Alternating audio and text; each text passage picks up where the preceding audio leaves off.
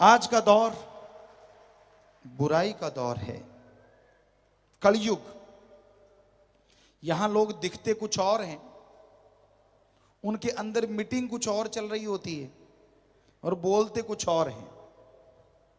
अजी लोग बातें करते करते बात बदल देते हैं, आपस में बातें कर रहे हैं और ये देखा सामने वाले का मूड चेंज हो रहा है तो झट से बात भी चेंज कर देते हैं। इतने शातिर, इतने मास्टरमाइंड हैं लोग। गिरगिट रंग बदलती थी, लेकिन गिरगिट को भी रंग बदलने में टाइम लगता है, आदमी को रंग बदलने में कोई टाइम नहीं लगता। इतना स्वार्थी, इतना खुद गर्ज है आदमी। आपकी राज पहुंच हो, अच्छा पैसा हो, रुतबा आपका बड़ा हो, बुरा ना मानना, मां बेटी बहन कोई सुंदर हो तो आपसे वो लोग भी हाथ मिलाएंगे जिनको आपने कभी देखा भी नहीं होता।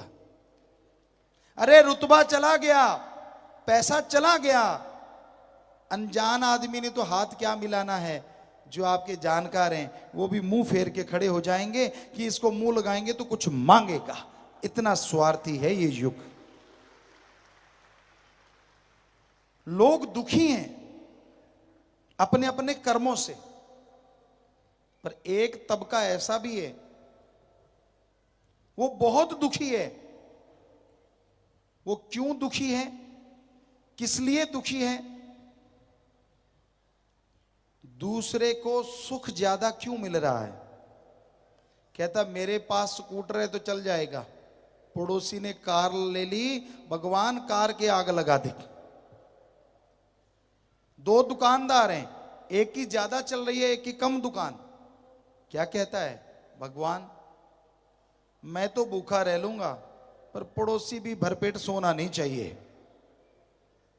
पुराने जमाने में, यानी आज से कई साल पहले, लोग दो भाई एक ही मां के गर्भ से आए, एक ही बाप का साया, एक अगर बीमार हो जाता तो दूसरा प्रार्थना करता, हे भगवान, हे अल्लाह, हे वाहिगुरु, हे गॉड, मंदिर मस्जिद गिरजाघर में जाके मेरे भाई को कुछ ना होने देना, चाहे मेरी आधी उम्र ले लेना, उसको लगा देना, पर मेरा भाई को कुछ ना हो। आज भी प्रार्थना करते हैं, थोड़े शब्द बदल गए हैं। आज क्या कहते हैं, हे भगवान मेरा भाई बीमार है, कब से नरक सह रहा है, ऐसा करना मेरे भाई को जल्दी उठा लेना ताकि उसकी जायदाद मुझे मिल जाए।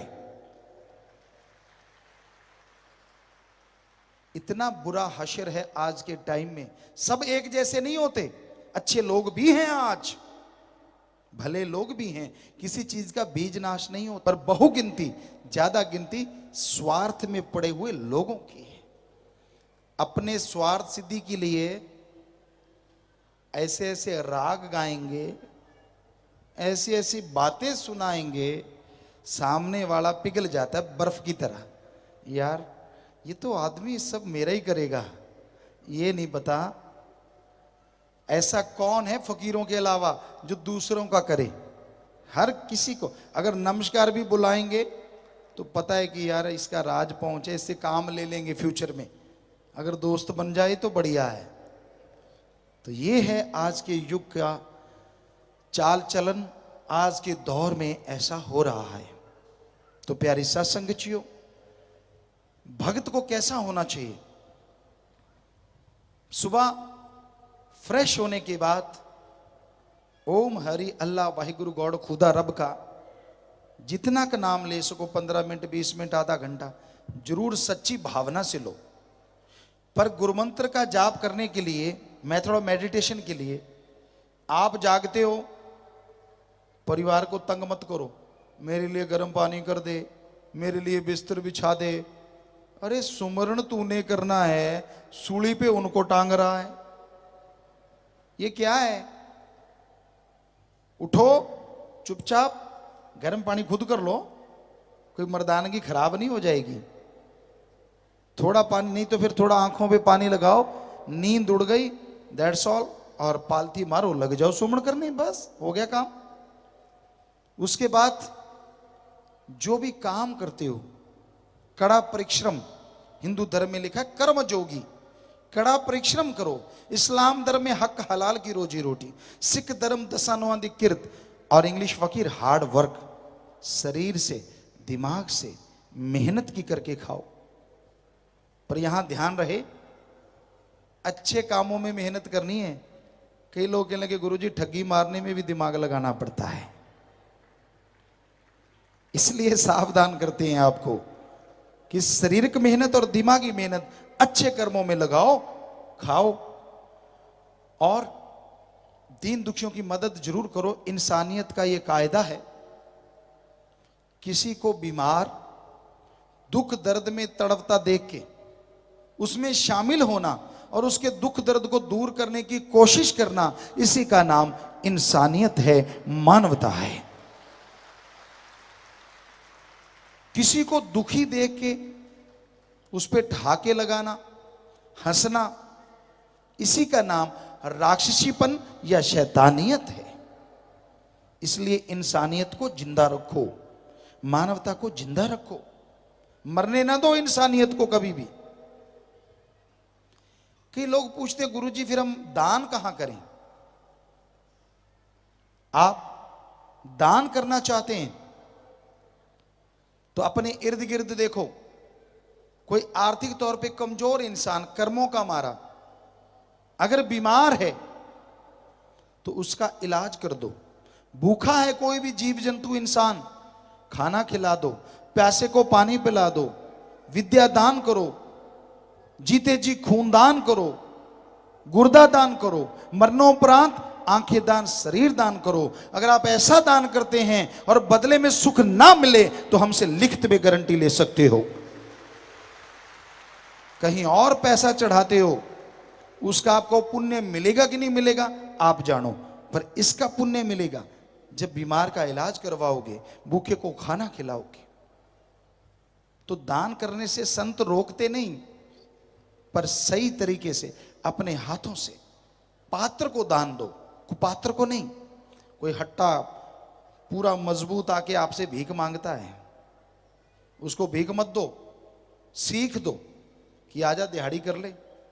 अगर आप दुकानदार हैं तो क्या कर, दुकानदारी में मेरी मदद करवा। लोग दूसरों को मैं 100 देता हूं, तुझे 200 दे दूंगा, चल। खेतीबाड़ी वाला चल भाई मजदूरी कर, 100 की जगह 200 ले ले। पर अगर आप उसको भीख दे देते हो और वो जाके जीव हत्या करता है, नशे करता है, तो आपने पुण्य नहीं किया, घर बैठे बैठे पापों की गठरी खरीद ली। क्योंकि आपके पैसे की वजह से उसने जो कर्म किया उसका फल आपको भी भोगना पड़ेगा। इसलिए कर्म जोगी और ज्ञान जोगी बनो। ज्ञान होना चाहिए फिर कर्म करो, बिना ज्ञान के कर्म करना आफत हो जाता है। तो भाई संतों का काम बताना होता है, संत सिखाते हैं, समझाते हैं।